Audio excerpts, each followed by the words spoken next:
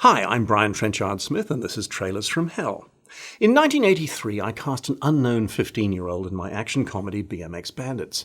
"But she's taller than the two boys," they said. "Who cares?" I said. "She's got something, I can tell." Although the part was written as the tag-along girl, I regularly positioned her in the foreground. The camera loved her, as did her fellow castmates.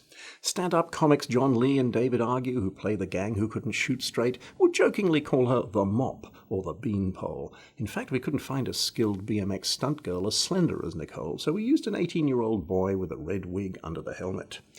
The producers thought she did well, but admit they did not see stardom in Nicole Kidman's future. But somehow I did. She had a striking look, skill with dialogue, good dramatic instincts, great drive, but so do many actors. It was a gut feeling. I showed an early cut to Doug Netter, the Disney Channel exec, on the 5 Mile Creek series being shot in Australia. Think Little House on the Prairie meets Stagecoach. He was looking for an Irish waif for the next season. He cast her as a regular and brought me in to direct her first episode. When BMX was finished, I invited a leading agent to its first industry screening. The agent signed Nicole immediately. She worked continuously thereafter. Before the movie opened that Christmas, I brought Nicole to a dinner with a veteran showbiz reporter and, I'm sure, embarrassed her by predicting she would become Australia's Katharine Hepburn, giving standout performances in every decade of her life. All she needed was an adult role that would get Hollywood's attention.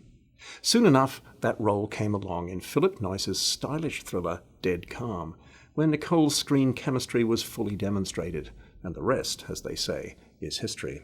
Another talent that went to the top was future Academy Award-winning cinematographer John Seale, whose innate sense of anamorphic composition greatly aids the look of the film. The Blu-ray transfer on the current Severin DVD is quite stunning, better than it looked in the theatre, frankly. I couldn't be more pleased.